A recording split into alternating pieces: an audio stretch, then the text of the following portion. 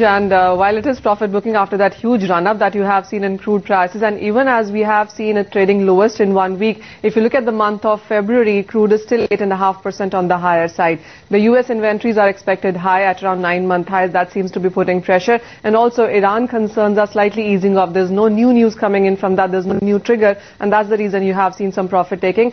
But most of the analysts caution you that it's a very near-term correction that you are seeing. In the medium term, long term, they still expect the crude prices to run up quite strongly. But the run-up has come in case of the metal prices. Look at the precious metal prices. Gold is trading at a 3-month highs. The ETF holdings in the US markets are at record highs. There also is a statement coming in from Iran where they say that they are ready to accept gold as payment for their crude oil. Also, gold prices have gained 2.5% in the month of Feb. They are up 14% in these 2 months of 2012 versus 10% gains in 2011. So very strong gains coming in for that one. The safe haven buying, the inflation hedge, all of that really seems to be working for the gold prices. But the outperformance comes in from silver, which gained 4.5% yesterday, the biggest one-day gain in last 8 weeks onto that one, and silver prices are now up 32% in this year itself.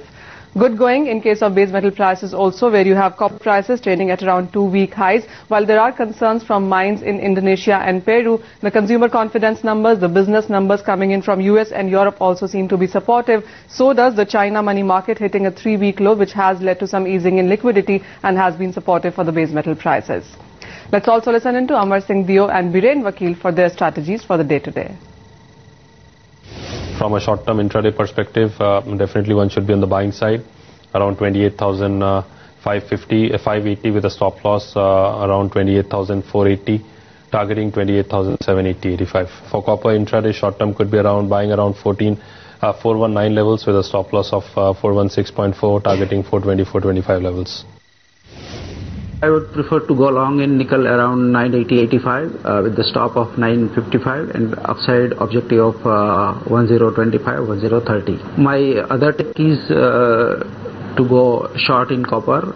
This is little bit contrarian call, a technical play. I would prefer to go short around 426.27 with the stop of 434 and downside objective of 414, 416.